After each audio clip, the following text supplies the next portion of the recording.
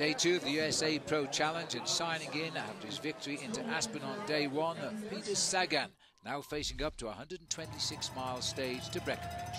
As the riders moved away from Aspen, they faced up a 19-mile climb right from the very word go, climbing up to the summit of Independence Pass. Attacks from the start, it was Michael Shaw, the champion of Switzerland, who was making the move on the Independence Pass, but he had company in the King of the Mountains leader, Matthew Cook. And the Mexican champion, Luis Lemas, there at the back, 147.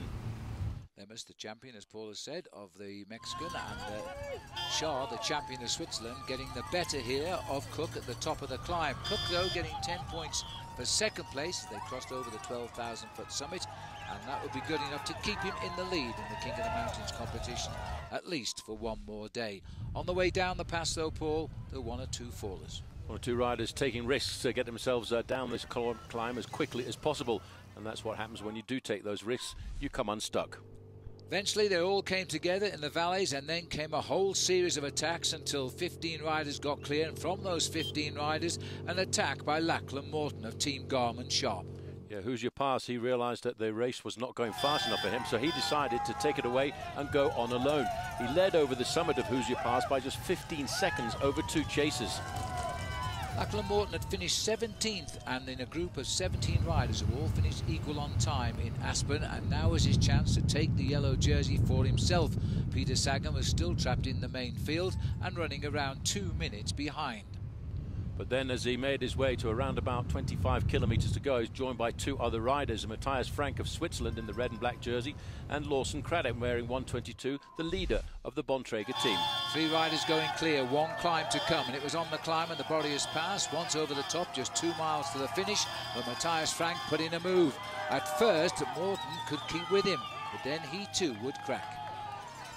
The experienced Swiss rider, just as he got to the summit of the climb, launched one more attack to summit 2 or 3 seconds ahead of Lawton behind him, because Morton realised he needed to keep within 5 seconds of the flying Swiss rider. Long, fast descent, speeds being touched of 40 miles an hour as Matthias Frank headed towards the finishing line. When he got down there before an enormous crowd in Breckenridge, he was about 4 seconds in front. He needed 5. He would not get the yellow jersey, but the Swiss rider certainly won the stage, and that was his primary target. When you bear in mind it was only a small climb down towards the end of the climb of Boreas Pass, it really reformed the top end of the overall standings.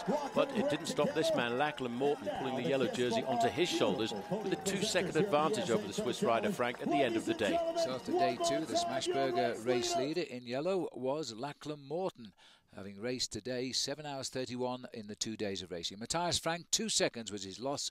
He's in second place. Peter Sagan down from first into third place, but only 11 seconds back. TJ Van Garderen up from 5th into 4th.